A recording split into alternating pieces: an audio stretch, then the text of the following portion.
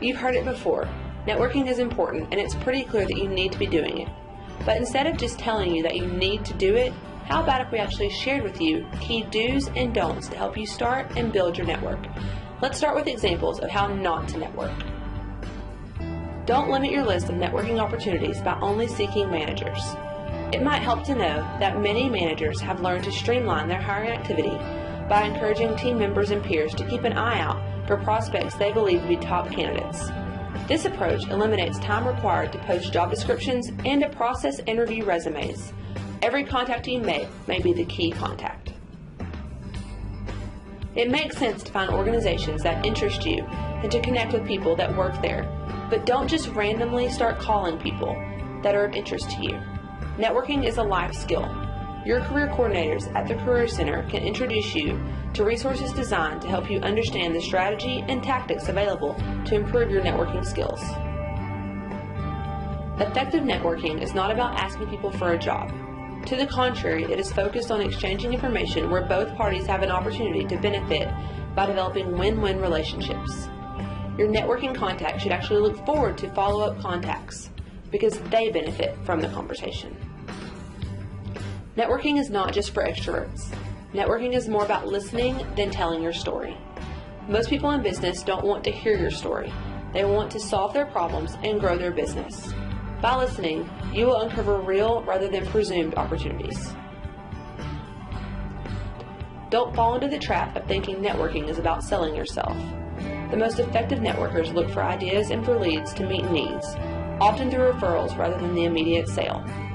Selling yourself is to be reserved for the formal interview. Your networking efforts shouldn't end when you land a job. Maintaining an established network will help you react to emerging needs more quickly. Remember, nobody is 100% safe from layoffs. Finally, don't be too informal. Networking is a cordial but not a casual process. You will be interacting with professionals in the business community.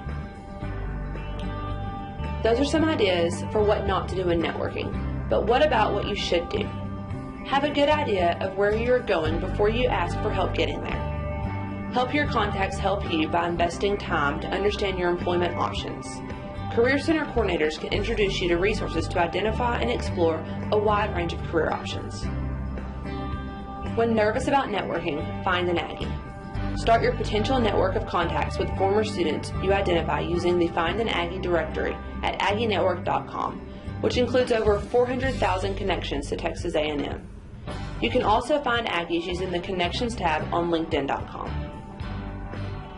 Research each company before you reach out to them. Invest time to understand the industry and the job to be performed by researching your customer's core business strategy, and their evolving needs before you reach out to them. Conduct informational interviews to discover the parallels between what you have and what they need. Smart job seekers spend 75 to 80% of their time creating opportunities to conduct informational interviews. Informational interviews will help you tap into the hidden job market, where the opportunities are uncovered by referrals and word of mouth. And finally, shift your focus beyond human resources. Contrary to popular belief, human resources is not responsible for hiring you, nor are they responsible for helping you get hired, unless you plan to work in human resources. They are responsible for assuring that each candidate adheres to the organization's applicant guidelines to protect the company from hiring liabilities. Savvy job seekers respect each company's resume submittal process, but they do not depend on it. So apply to comply, then network to get work.